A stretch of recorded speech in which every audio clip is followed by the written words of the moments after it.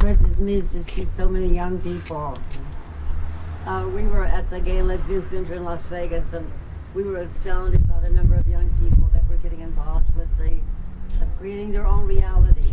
God love you all.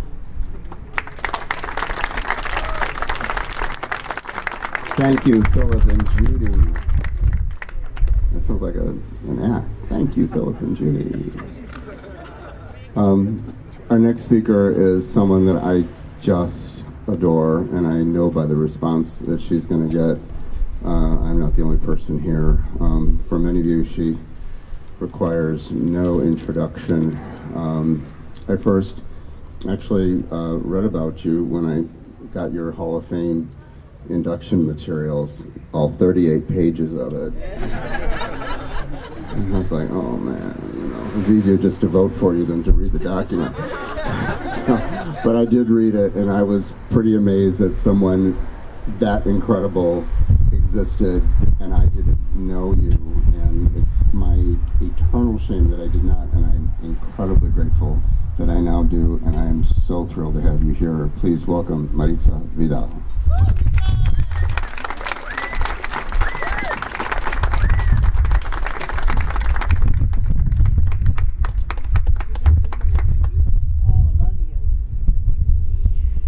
Everybody. First of all, let me say, well, my name is Maritxa Vidal. I have been working for 17 years for the Puerto Rican Cultural Center, Vida Sida, in beautiful Paseo Boricua in Humboldt Park. When I first started working there, let me go back. Remember the Jeffersons? Yes. Yeah. Well, in the 70s, early 80s, everybody, usually the affluent white community, wanted to have a black friend. Well, about 3 or 4 years ago, now everybody wants to have a transgender friend. But 17 years ago, my agency hired this transgender and hired quite a few of them. And I just want to get this real fast out of the way.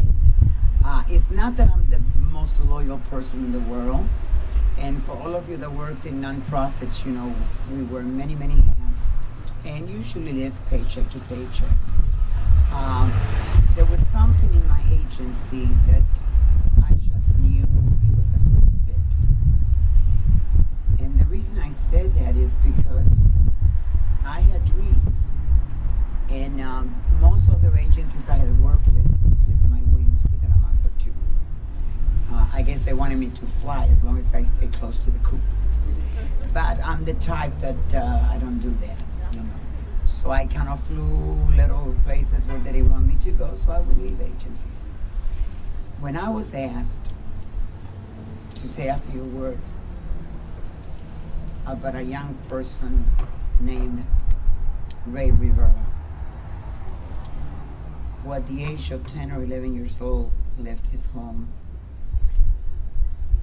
to go into the mean and dangerous streets of New York in the 60s, which of course became the wonderful and the beautiful Sylvia Rivera. I was so honored. I was like flabbergasted. I'm like, what is this Cuban with nothing but a little GED is gonna know about an icon, somebody that when you mention her name, people of certain age, I'm not gonna go there, we know. But for those people that want to be eternally youth, 30 and under, oh, I don't know who she is. Okay. Well, let me put it to you this way. I never had the pleasure of meeting her, but I've had the pleasure through the years of meeting people that knew her. And,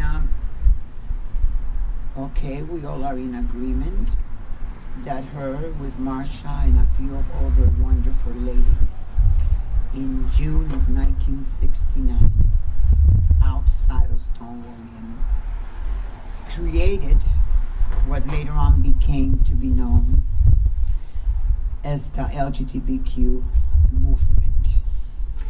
Some people have compared her to the Rosa Parks of the gay movement. Some people have said that she put the T in activism for transgenders. I'm going to talk about me. 40 years ago, we were not called transgenders. We were called transsexuals, transvestites, drag queens, crazy people, queers, but not transgenders. And Sylvia had a vision.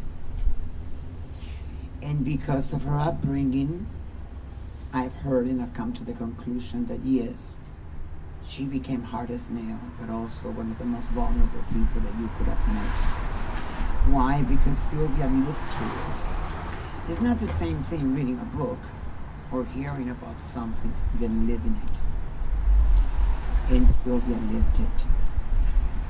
What I love about Sylvia was that she used her platform, her strength, to advocate for the needy, to advocate for the homeless, for the poor, the marginalized, the women of color, transgender of colors. And like I said at that time, we didn't call that. The strength of this woman was such that not only was she arrested numerous times, and let's face it, being arrested and being in a station or in jail is not the Hilton.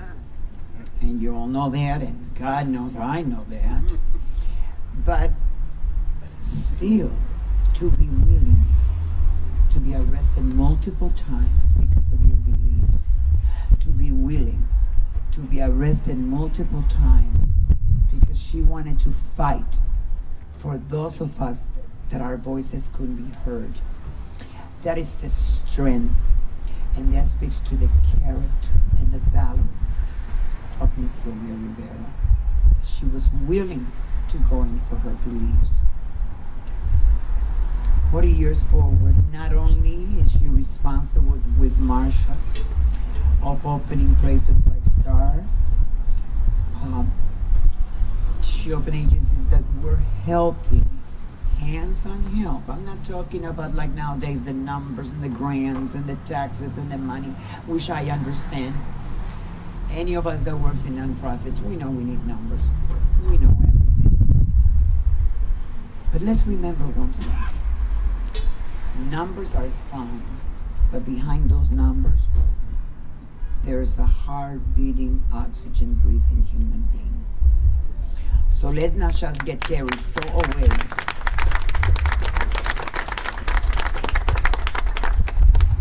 about the numbers.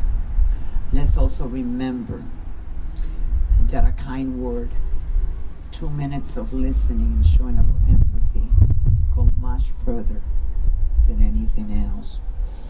I had some notes here, and I decided I'd rather come from here. And wherever you are, Sylvia, I know that I feel you, that you're going to let me use the last few right words that I'm going to do.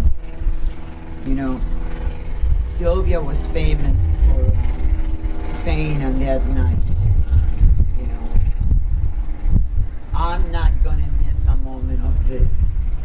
This is a revolution.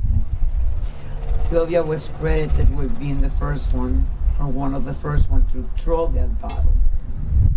You know, years later on, there were some questions here and there, which usually happens when mainstream or affluent white male gaze in mainstream, whether it be mainstream society, or the LGBTQ mainstream, tries to marginalize the women of color, tries to marginalize the transgender in the sense of you're wonderful, you're great, but we don't need you right now. Sylvia and Maritxa started a movement that is being compared to the Martin Luther King Afro-American movement.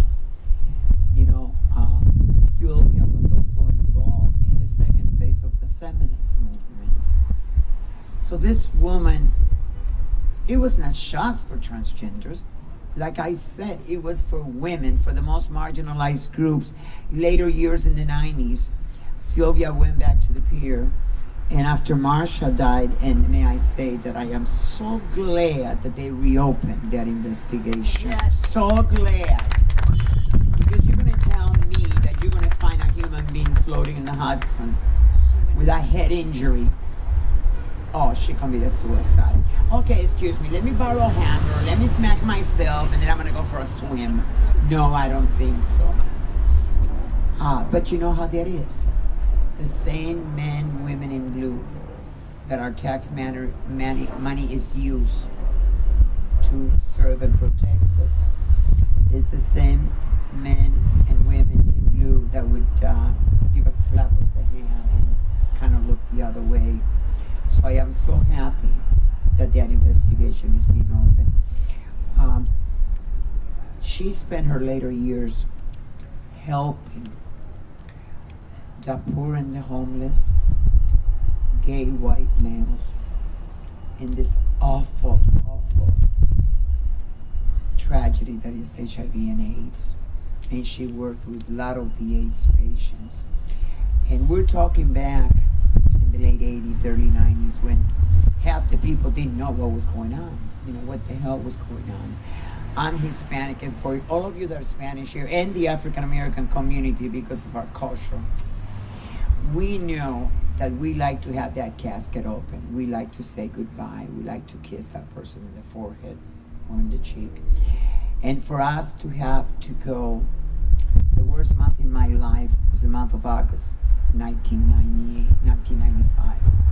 I went to 11 funerals, and they were all closed casket because of the devastation that disease had done in the human body. I'm not going to go into much details about how in 1996 the Return Bible gave us a little winning chance. But what I'm going to say in closing is that when a woman of this magnitude gives her life literally to her fellow men, to her fellow sisters, this is a woman that we, every man and woman here, every transgender here, sure on our own, keep her name alive. You know, our gay history, our rich history is not being taught in schools, and it's not even being taught by some of the older members of our community. Our history cannot be forgotten. We cannot allow it to be forgotten. We don't have that many heroes to begin with, because mainstream America hides them or tries to push them to the side. But the few that we have, we must keep them up front. We must keep reminding everyone, he or she, because of this and that, is the reason we are here. I remember the only time, thanks God that it happened to me in 1982, I was beat up so bad that I was at the Henroten Hospital, which no longer exists, for 4 days. And the only reason I was there was because, yes, I did get a little smart with a cop. And he told me that I should, respect a man in uniform. And I made some type of a crack that, once you take the pants off, there's nothing to respect. And I don't think he liked that very much, so, Hey, I say statements, I seized them, And I was beat up so bad, and what they said was that I had fallen 3 flights of stairs. And then I had such a wonderful public defender. It happened in McDonald's. When was the last time you saw McDonald's on a 3rd floor? But that's what I'm saying about how they treated us and the hell that we've come. The transgender community, my community, has come a long way. Yes. But we still have a long way to go. Hate crimes is at all times high. As of this past Friday, 23 of my sisters have been killed in the United States. When you see a girl, which I happened to did in San Diego, August 17 of last year, I was with Jorge Sestu and a couple of other friends for a conference. Her throat had been slit from one side to the other. And the police commissioner claimed that it was a prostitution job gone wrong. I'm going to be very frank. We're adults here. I don't remember the last time that I heard that somebody got killed over a bad blowjob. You might get smacked and never call back to service, but I don't think they'll kill you for that. So, the only thing that I, like my sisters, are asking and are asking of you, the only thing we want in this beautiful country called United States of America, this is a land of immigrants, a land of dreams. This is my America. This is my dream. And I ask all of you, help me to live my American dream. All me and my sisters are asking is three simple things, which is the same thing this wonderful woman, Sylvia Rivera, asked, and her legacy shows us. All we're asking for, safety, justice, and respect. The same three things that all of you want. Justice, safety, and respect. Love you, Sylvia. Thank you, guys.